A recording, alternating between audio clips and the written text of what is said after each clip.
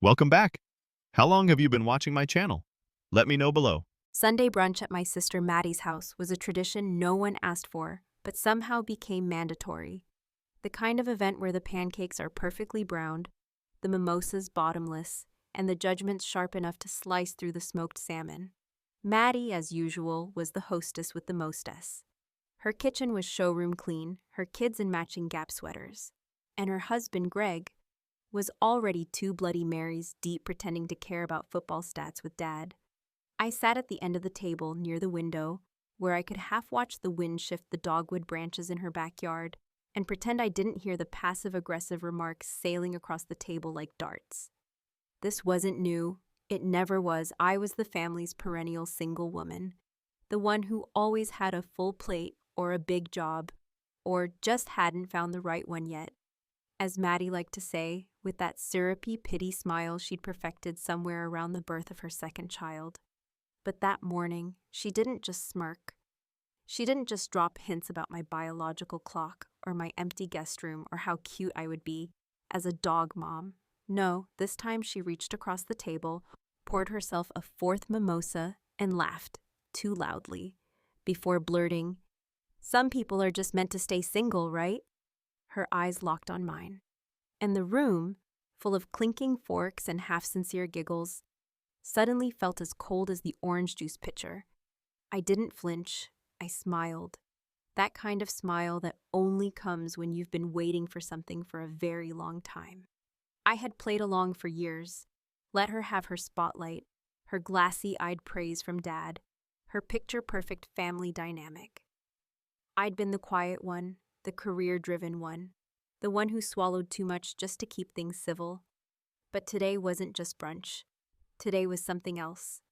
I slid the envelope I'd been carrying all morning under Dad's plate while everyone was laughing about something Greg said about his fantasy football league. Nobody noticed. Maddie was still grinning, clearly proud of herself, basking in the glow of another jab well landed. I waited until the laughter died down, then gently tapped Dad's plate. He looked up, puzzled. "There's something under there for you," I said, still smiling. "Might want to open it before your eggs get cold." He blinked, slid the plate to the side, and picked up the envelope, cream-colored, unassuming, just his name on the front in my handwriting. The moment his fingers touched it, the atmosphere shifted, like the air got thinner, the kind of hush that follows when a storm cloud starts creeping over a sunny sky. Maddie rolled her eyes, clearly annoyed I'd redirected attention. "What's this, some kind of early birthday card?" Dad pulled the flap open, careful like it might break. He pulled out the folded pages inside. His eyes moved slowly, left to right, then faster. His fingers trembled just slightly. Maddie leaned in, and I saw her confidence start to crack. "What is that?" she asked. "Dad?" He didn't respond. I leaned back in my chair, mimosa untouched. I'd waited over 2 decades for this moment. I wasn't going to rush it. Moments passed, heavy and pregnant with anticipation. Then Maddie reached across and snatched the paper from Dad's hands. "Hey!" he barked, finally snapping out of it. "Maddie, don't!" But she was already reading. And whatever smugness she wore seconds ago evaporated in the blink of an eye. She looked at me like I'd stabbed her, like I'd done something unspeakable. But I hadn't lied. I hadn't even spoken. All I'd done was deliver the truth, neatly folded and right on time. "You're sick," she whispered. I laughed, not cruelly, just softly, like someone who had finally stopped pretending. "Check the date on the test, Maddie. I said, sipping my drink. "Took it last month. Hair from your brush in the upstairs bathroom. You really should lock that door." Her jaw tightened, and for a second I thought she might throw something. Maybe the mimosa glass, maybe the silver serving spoon, but she didn't. Because even she knew. The table was too full, the story too big, and she had no idea just how deep it went. Dad was still silent, staring, pale, almost ghost-like. Greg looked like he wanted to disappear into his seat. The kids were off in the other room watching cartoons, blissfully unaware that their mom's entire sense of self was collapsing in the next room. And I kept smiling, Because this wasn't a tantrum. This wasn't revenge born out of pettiness. This was a letter Mom had written 22 years ago. A letter I wasn't supposed to find. A letter I hadn't planned to keep. But I did, because I knew one day the truth would matter more than everyone's comfort. And that day had arrived. On a Sunday, over brunch. As Maddie sat frozen, paper shaking in her hand, Dad finally spoke. Just one word. Ray? And with that, the room cracked open. The last time I touched that letter, I was 16 and shaking in my mother's closet, hidden behind a row of coats that still smelled faintly of her vanilla perfume. She had passed just 2 weeks earlier, and I'd gone in there searching for one of her scarves, something small to wrap around my wrist, so I could pretend she was still holding on to me. What I found instead was a sealed envelope tucked into a small brown box. The words, "To my daughter, if I'm gone," written across the front, in her delicate cursive. I didn't open it right away. I sat on the floor for over an hour just holding it, staring at her handwriting, convinced that once I opened it, something about my world would shift forever. And it did. Back at the brunch table, the memory of that moment was seared into the back of my eyes as I watched Maddie crumble in real time.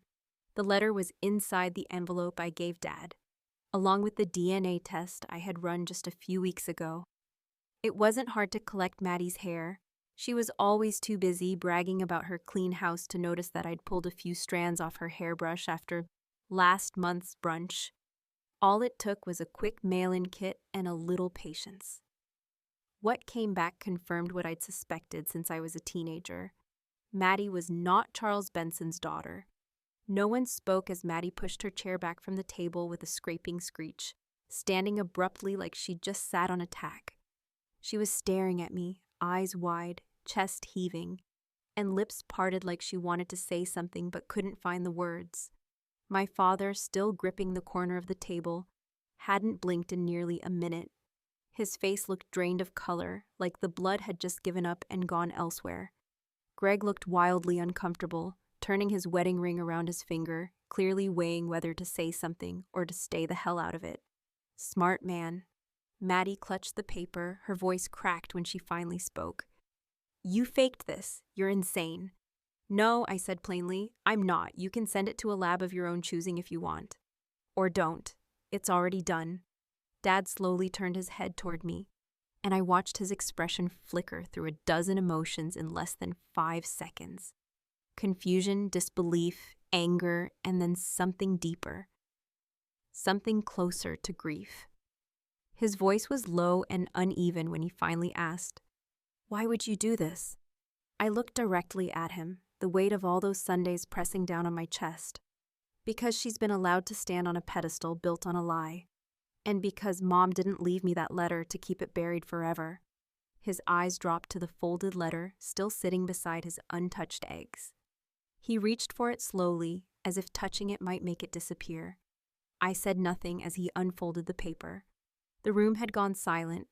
Even the kids in the next room seemed to instinctively lower the volume of the TV, as though they could feel the shift in energy. The letter wasn't long, but every word carried weight.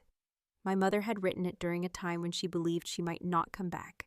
She'd been sick before the cancer, and I think in some way, she always feared she wouldn't have a chance to explain what happened.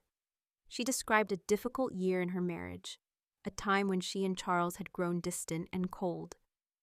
She wrote about feeling invisible, about suspecting him of cheating, and about the week she had left to stay with her sister in Vermont. That was where she ran into Ray, Charles's younger brother. It wasn't a romantic letter. There was no poetry or longing in it.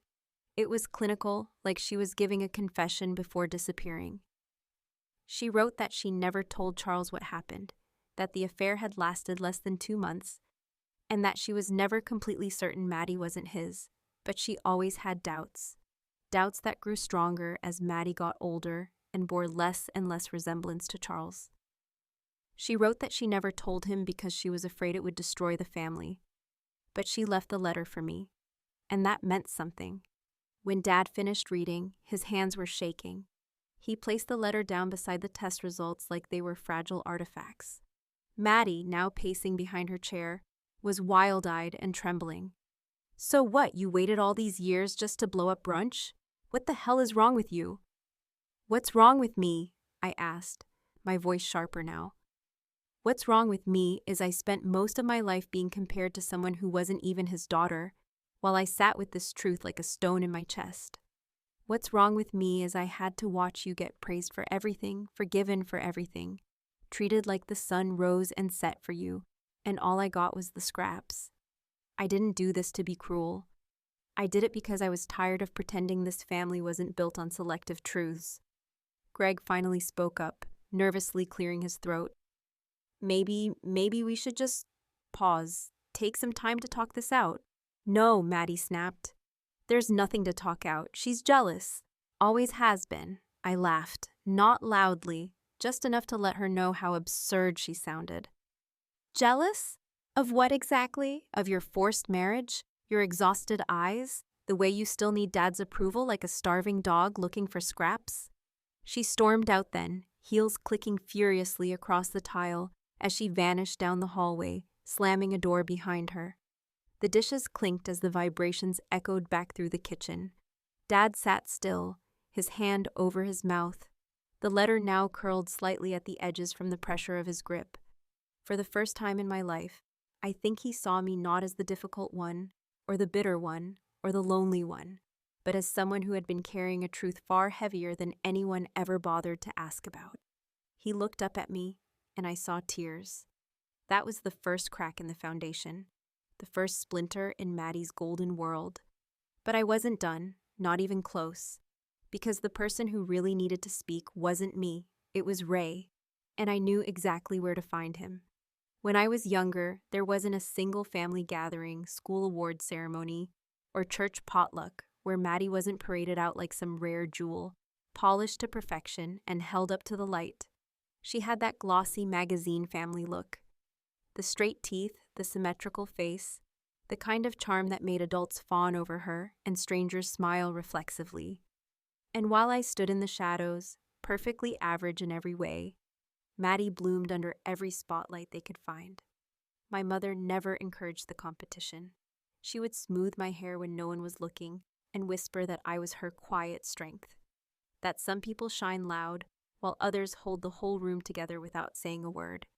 But after she died, the balancing act ended, and suddenly Maddie's pedestal grew taller, while mine was quietly dismantled.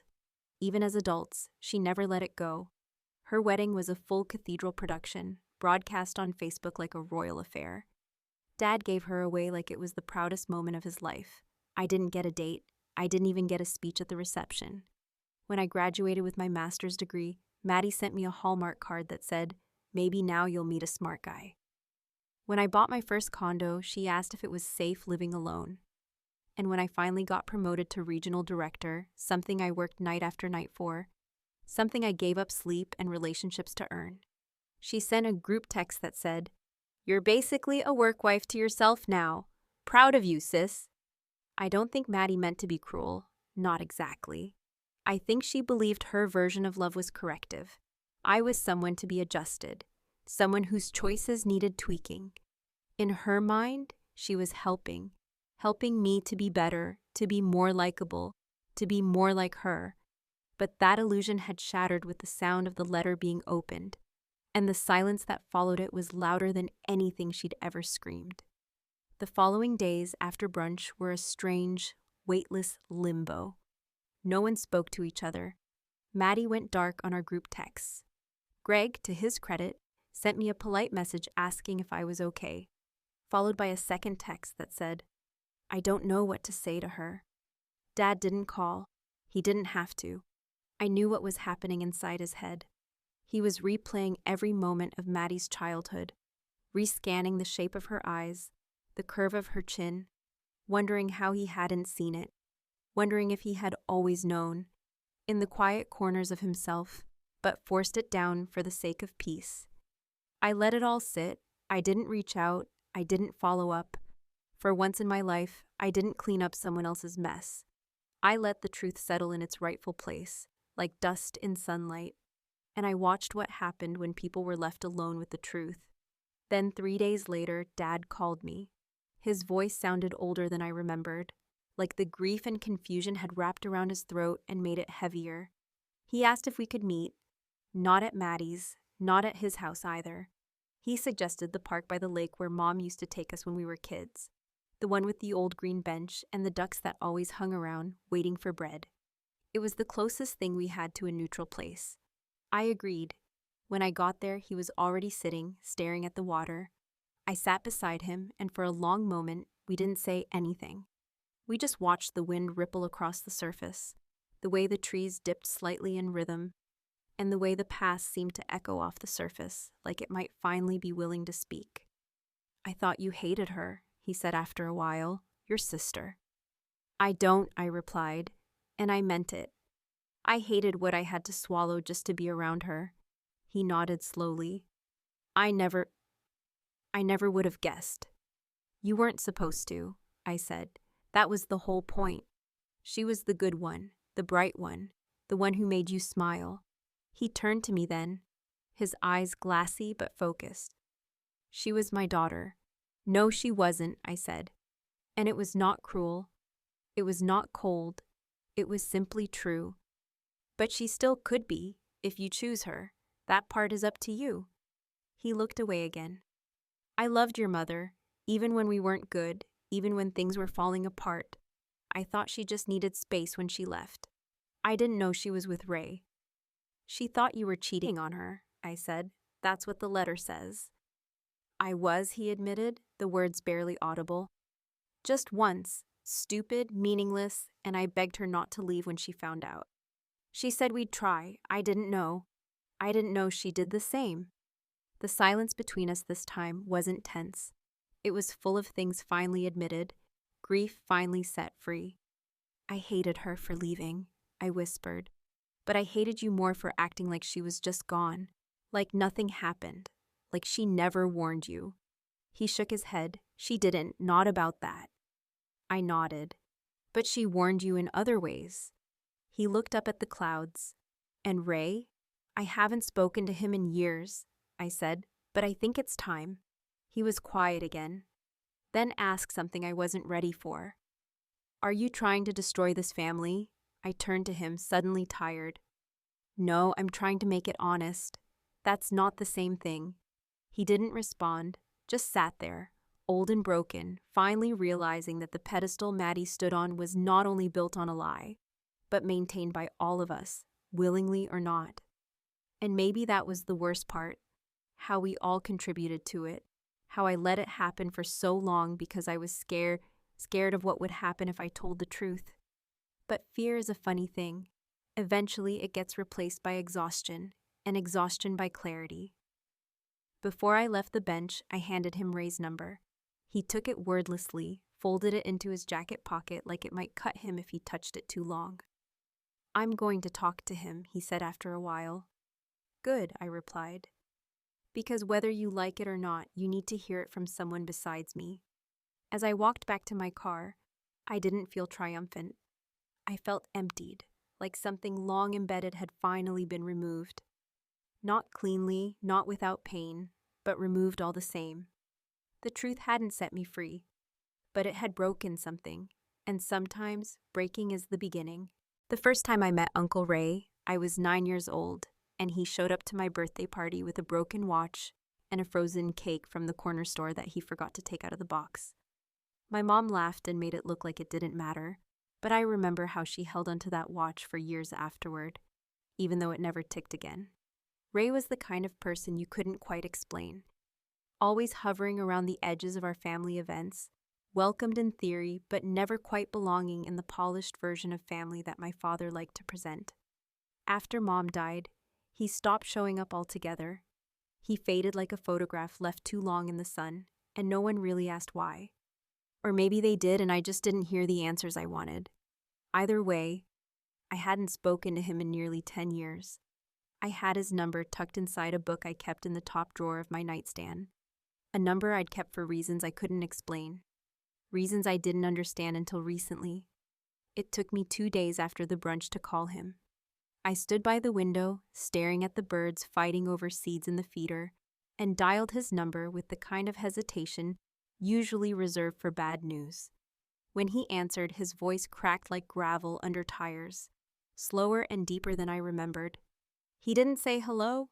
He said my name. Jenna, he murmured, like he'd been waiting years to hear from me. I didn't bother with small talk. I didn't ask how he was or what he'd been doing. I asked if he could come to Dad's house on Friday evening. I said it plainly, without explanation. And there was a long pause on the other end, the kind that makes you wonder if you lost signal, or if the silence itself is the answer. But finally, he said yes. And I felt the tiniest ripple of something I hadn't felt in weeks. Anticipation not drenched in dread. Friday came with a nervous tension that curled in my stomach like smoke. Dad had barely spoken to Maddie since the brunch. She had sent him one message. A half apology, half denial that read more like a teenager caught sneaking out than a grown woman confronting the collapse of her identity. She still hadn't called me, but that wasn't surprising. Maddie wasn't built for discomfort. She was all image and polish, and this was a crack she couldn't smooth over with a new shade of lipstick or a well-timed humble brag. I think part of her still hoped it would all dissolve if she ignored it long enough. But denial has an expiration date. Ray arrived just before sunset, pulling into the driveway in a truck that looked like it had driven through every kind of weather known to man. He stepped out wearing the same old leather jacket I remembered from my childhood, one that looked like it could tell its own story if someone took the time to listen. He wasn't surprised to see me on the porch. He smiled, but it didn't reach his eyes. Inside, Dad was already seated in the living room, his eyes heavy, his mouth set in a line so tight it could cut glass. He didn't stand when Ray walked in. He just watched him like he wasn't sure if he wanted to throw a punch or break down. Ray nodded. Charles. Ray. They didn't hug. They didn't shake hands. They sat across from each other like two men staring down the wreckage of a bridge they'd both helped burn. I stayed silent. I guess you know why I'm here, Ray said eventually, folding his hands over his knees. His voice had softened, not like someone afraid, but like someone who didn't want to hurt anyone more than they already had. Dad nodded, slow and deliberate. I read the letter. Ray exhaled like he'd been holding that breath since the day she died. Then I won't waste your time pretending it's not true. The words hung in the room like fog. Dad didn't flinch, but I saw his hand tighten slightly on the armrest. I never wanted it to happen, Ray continued. But it did. Linda was alone, angry, and she thought you were with someone else. And you were, weren't you? There was no accusation in his tone, just an old truth resurfacing. Dad nodded again, reluctantly. Once, a mistake. Ray's eyes flashed something that almost looked like pity. Yeah, funny how mistakes breed more mistakes. Dad leaned forward then, his elbows on his knees, and for the first time since brunch, his voice had weight again. Did you ever think about telling me? Ray looked directly at him. Every day, and every day I decided not to, because she asked me not to, and because I didn't want to destroy what you had left. I didn't want to destroy Maddie. My father laughed then. Not a joyful laugh, but the bitter kind that feels like a dry cough. You didn't want to destroy her? You gave her a life built on a lie. I gave her peace, Ray snapped back, his voice rising, the kind of peace that comes with not knowing. You think I wanted to watch her grow up from a distance, knowing I'd never get to be anything to her? I saw her at her high school graduation, you know, from the back row. You were up front, proud as hell. And I stood there pretending I was just some uncle. I didn't get to be her dad. I didn't even get to be her shadow. Dad's expression didn't change, but something in him cracked. I saw it, just a flicker behind the eyes. I looked at both of them and asked the question that had been sitting in the back of my throat since I was 16. Did Mom love you? Ray looked at me with a kind of sorrow that felt too heavy for words. I think she loved what I represented. A way out, a moment of clarity, maybe comfort. But no, Jenna, she loved your father, even when he didn't deserve it. Dad's eyes closed slowly, like that truth burned worse than anything else. The room went quiet again, and then softly Ray added, I've lived with this my whole life. I've lived with knowing that the best thing I ever did was also the most painful. I gave her a child. I lost a family. When he stood to leave, neither of us stopped him. He walked out the same way he came, quietly, like someone used to exits that don't come with goodbyes. After the door closed, Dad sat back, breathing deeply, his hand over his mouth. I waited for him to speak. He didn't. But I could see it in his eyes. He didn't hate Ray. He didn't even hate Maddie. He hated that the truth had always been sitting there, just outside the frame of their perfect portrait. And now that it was in focus, he couldn't unsee it. I walked out without saying anything more.